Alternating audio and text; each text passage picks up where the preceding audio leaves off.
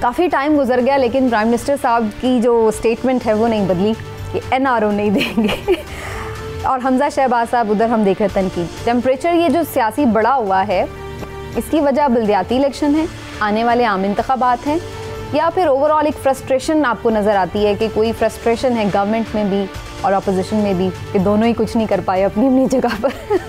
بسم اللہ الرحمن الرحیم. سمینا, سب سے پہلی بات تو یہ ہے کہ وزیر اعظم صاحب ہمیشہ کہتے ہیں وہ NRO نہیں دیں گے, اور اپوزیشن ہمیشہ کہتی ہے کہ آپ سے NRO مانگتا کون ہے. تو وزیر اعظم صاحب کیوں نہیں بتا دیتے کہ ان سے NRO کون مانگتا ہے؟ بتا دیں کہ کون مانگتا ہے.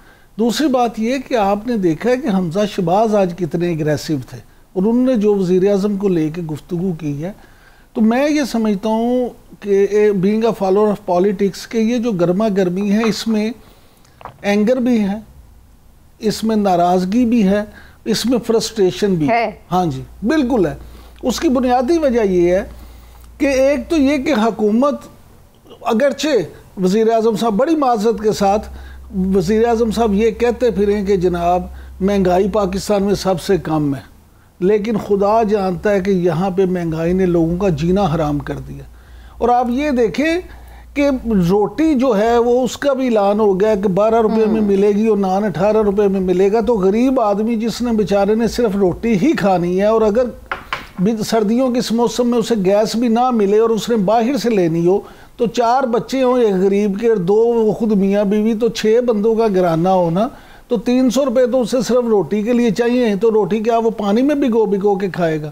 مہنگائی کا تو یہ عالم ہو گیا ہے, لوگوں کے نہ بل پورے ہو رہے ہیں, نہ روٹی ان سے کھائی جا رہی ہے. اور وزیر اعظم صاحب اور ان کی ساری ٹیم یہ کہتی ہے کہ جناب مہنگائی پاکستان میں کم ہے. حتیٰ کہ علی زیدی صاحب نے تو کمال کا کام کیا, انہوں نے تو کہہ دیا لندن میں بھی مہنگائی جو ہے نا پاکستان سے زیادہ, پاکستان میں تو اب میں کیا کہہ سکتا ہوں ایسی باتوں میں. تو یہ جو فرسٹریشن ہے نا, حکومت کو اس بات کی ہے کہ وہ کر نہیں پائے کچھ, اپوزیشن کو اس بات کی ہے کہ وہ حکومت کو ہٹا نہیں پائے. دونوں ہی فرسٹریٹڈ. اب دونوں فرسٹریٹڈ ہیں اور دونوں اپنا اپنا غصہ نکالنے کی کوشش کر رہے ہیں. لیکن میں عرض کر دوں, کیونکہ تمام یہ جو وزیر اعظم صاحب روزانہ کی بنیاد پر جلسے جلوس کر رہے ہیں, تقریریں کر رہے ہیں, تو یہ بھی ایک الیکشن موڈ ہے. وہ عوام کے پاس جا رہے ہیں, اپنا کیس بلڈ کر رہے ہیں اور بار بار اپنا نیریٹو بیان کر رہے ہیں. اسی طرح سے حمزہ شہباز جو اتنا اگریسولی بار بار آپ دیکھیں, وہ بھی روزانہ کی بنیاد پر میڈیا ٹاک کر رہے ہیں اور روزانہ کی بنیاد پر اب وہ حکومت کے لتے لے رہے ہیں, تو وہ بھی ایک الیکشن موڈ ہے. تو یہ سب اپنے طور پہ اسی لگے ہوئے ہیں کام میں کہ اب الیکشن ہوں, یا اگر ان ہاؤس چینج کی کوئی بات ہو تو ماحول کو اتنا گرما دیا جائے کہ جس میں کوئی نہ کوئی امپائر کوئی نہ کوئی نتیجہ نکالنے پہ راضی ہو جائے. لیکن عمران صاحب میں تو آپ سے ایک شارٹ سا کویسچن یہ ضرور پوچھ لوں کہ NRO کا وقت گزر نہیں گیا اب ویسے بھی؟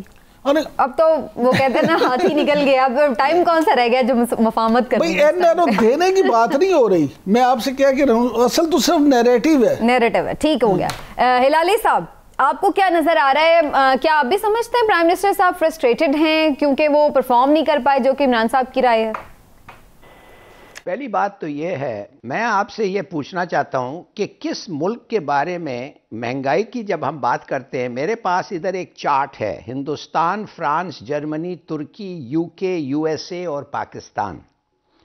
ان میں میرے پاس انفلیشن ریٹس ہیں پری کووڈ اور پوسٹ کووڈ. میں یہ آپ سے پوچھنا چاہتا ہوں کہ کون سا ملک ہمارے سے بہتر پرفارم کیا ہے in terms of pre and post COVID. مانے اگر ان کا کووڈ کا ریٹ مثال کے طور پہ 2 رہا اور ابھی 12 ہے, تو وہ آپ کہیں گے کہ ہمارا پرفارمنس سے بدتر ہے, جو ہمارا ریٹ تھا 6.75 اور اب ہے 10.5. بالکل نہیں کہیں گے, اس لیے کہ ہمارا انفلیشن ریٹ جو ہے پری کووڈ اور پوسٹ کووڈ وہ 1.59 ہے.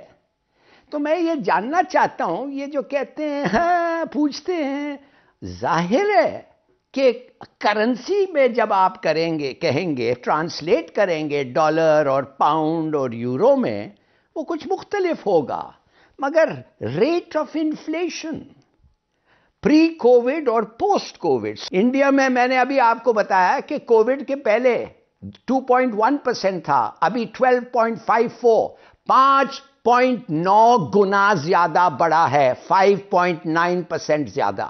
فرانس میں 0.6% سے 2.6% بڑا ہے, 4.33%, 4.5 گنا زیادہ بڑا ہے. جرمنی میں 4.5 گنا زیادہ بڑا ہے. ترکی میں ایک گنا زیادہ, 1.5 گنا زیادہ بڑا ہے, اس لیے کہ ادھر 14 تھا اور اب 19 ہے. 1 گنا زیادہ بڑا, 1.5 گنا زیادہ. یو کے میں 3.5 گنا زیادہ, یو ایس اے میں 3 گنا زیادہ, اور پاکستان میں 1.59, سمجھیے 2 گنا زیادہ. تو ترکی کے علاوہ ہمارا performance is the best. Now دیکھیے, پری کووڈ تو یہ آپ تو نہیں کہیں گے کہ ہر چیز جو تھا یہ عمران خان کا قصور ہے. پری کووڈ بھی اس کا قصور ہے, پوسٹ کووڈ بھی اس کا قصور ہے, کووڈ بھی اس کا قصور ہے. خدا جو یہ بھیجتا ہے النسز, وہ بھی اس لیے کہ عمران خان ہے, اس لیے کہ ہمیں بیماریاں لگتی ہیں. یار فار گاڈ سے گیٹ اے گرپ. کوئی تھوڑا سا سوچ کے کمپیریٹیولی. لیکن قصور نہ بھی ہو ہلالی صاحب, چیزیں مینج تو بہرحال ظاہر ہے انہیں کرنی ہے, وہ ذمہ دار ہے, تو عوام تو انہیں سے ہی خفا ہوں گے نا کہ بھائی آپ کے دور میں ہمارے. یار عوام خفا یار, عوام کو آپ کا جا کے پوچھتی ہیں. مجھے آپ پوچھیں, لوگ کہتے ہیں یہ نواز شریف کو چھوڑا کیوں, اس کو ختم کیوں نہیں کرتے, اتنے پیسے اس کے باہر ہیں, اس کے پیسے لیں. یہ جو مہنگے شادیاں ہو رہی ہیں یہ کس کے پیسے سے, یا ہماری پیسے چوری ہوئی ہیں, ہمارے ٹیکس سے ہو رہے ہیں. وہ خفا نہیں ہے. اچھا لیکن عمران صاحب یہ کوئی ڈسکشن نہیں ہو سکتی. عوام ناراض ہے, ان کا قصور نہیں ہے, اور اس چیز کو انڈرسٹینڈ کرنا پڑے گا, یہ ایک عالمی مسئلہ ہے. بالکل ٹھیک ہے. اصل میں نا ہلالی صاحب چاہتے یہ خود ہی مدعی ہوں, خود ہی وکیل اور خود ہی جج بن جائے, سارا کچھ وہ خود ہی کریں. دیکھیں بات سنیں, ہلالی صاحب نے جو اکانومیز کی بات کی ہے نا, میں کہتا ہوں بڑی اچھی بات ہے, لیکن کیا ہی اچھا ہوتا اگر وہ ان اکانومیز کا سائز بھی بتاتے کہ وہاں پر کیپٹا انکم کتنی ہے, ان کا جی ڈی پی کتنا ہے. آپ کا جی ڈی پی تھا 316 ارب, جو کم ہو کے 250 ہو گیا, اب دوبارہ 280 کے قریب ہے. آپ کووڈ سے پہلے مہنگائی میں آپ ڈبل ڈیجٹ پہ جا چکے تھے. کووڈ کے بعد کی بات نہیں کر رہا, پری کووڈ بات کر رہا ہوں. اس کے علاوہ اگر آپ یہ دیکھیں, ابھی جو آپ کی ہفتہ وار مہنگائی ہے وہ ہے 18.5%, 18.5%, اور اگر آپ اوورال دیکھیں تو وہ 11.5% کے قریب ہے. آپ یہ ساری چیزیں دیکھیں کہ جب آپ اکانومیز کی بات کرتے ہیں, دوسرے ملکوں کی بات کرتے ہیں, تو وہاں پہ لوگوں کی جو انکم ہے آپ کو وہ بھی دیکھنا پڑے گا. پھر سب سے بڑھ کر یہ ہے کہ آپ نے انڈیا اور بنگلہ دیش کی بات کی. انڈیا میں مہنگائی 5.3% کے قریب ہے, آپ اس کا کیسے 18% سے مقابلہ کریں گے. بنگلہ دیش میں بھی 5% کے قریب ہے. اصل ایشو یہ نہیں ہے, یہ جو گورکھ دندے ہیں اعداد و شمار کے, ان سے میں آپ ہلالی صاحب یہاں پروگرام میں ڈسکشن تو کر سکتے ہیں, اور آج تو یہ ہمارا موضوع بھی نہیں ہے, لیکن آپ دونوں نے اس کو موضوع بنا دیا. لیکن جو معاملہ ہے نا عام آدمی کا, عام آدمی کو اس سے سروکار نہیں ہے. عام آدمی یہ چاہتا ہے, بالکل وہ چاہتا ہے ہلالی صاحب کہ کرپٹ لوگ اندر ہوں, ان سے لوٹی ہوئی دولت واپس لی جائے. میں بھی یہ چاہتا ہوں, لیکن آپ پھر نواز شریف کو کرپٹ ثابت تو کریں, اس سے لوٹیں تو صحیح. آپ نے تو لوگوں کو خواب یہ دکھایا تھا کہ ان سے لوٹی ہوئی دولت واپس لیں گے. میں تو اس بات سے انکار ہی نہیں کرتا, مانتا ہوں کہ وہ کرپٹ ہیں, لیکن آپ ثابت کر کے ان سے پیسے لے لیں. لیکن اگر آپ صرف واویلا مچاتے رہیں کہ وہ کرپٹ ہیں, وہ کرپٹ ہیں, وہ کرپٹ ہیں, اور ان سے لے کچھ نہ سکیں, تو پھر ہمارا بطور عوام آپ سے مطالبہ. نواز شریف صاحب پہ تو خیر ثابت ہوا ہے نا, وہ تو اب میڈیکل گراؤنڈز پہ گئے ہیں, ویسے تو وہ مجرم ہیں. مجرم سے آپ نے وصول کیا کیا, مجرم سے آپ نے وصول کیا کیا, مجرم تو آپ نے بنایا نا ان کو اقامے پہ. وہ تو ویسے لینا چاہ رہے تھے وہ 7 ارب روپے کا ایفیڈیوٹ, لیکن وہ کیا بانڈ. گزارش یہ ہے کہ آپ نے لیا تو نہیں, کچھ لے تو نہیں, آپ ضرور لے دیں. آپ ان سے لوٹی ہوئی دولت ان کے خلق سے لیں. عوام کا ہمارا پیسہ لوٹا ہوا, جس وہ کوئی بھی سیاستدان ہو, کوئی بیوروکریٹ ہو, جو بھی لٹیرے ہیں ان سے لیں. پھر آپ کو لگتا ہے NRO دے دیا ہے؟ میں یہ نہیں سمجھتا, میں سمجھتا ہوں کہ یہ صرف سیاسی کھوکھلی نعرے بازی ہے, عوام کو بیوقوف بنانے کا طریقہ اور کچھ نہیں. جی لالی صاحب, اس کو کیا جواب دینا ہے؟ اگر نواز شریف کرپٹ نہیں ہے تو آپ اور میں اس دنیا میں ہے ہی نہیں.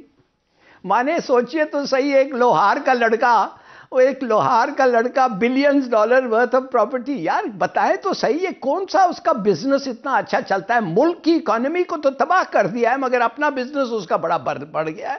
اور یہ سب جو ایف آئی اے اور یہ سب لوگ جو نکلے ہوئے ہیں سب چیز پکڑ رہے ہیں، کوئی اس کا بھتیجا یہ وہ سب پکڑ رہے، وہ سب غلط ہے، اس پہ کوئی ثبوت ہی نہیں ہے.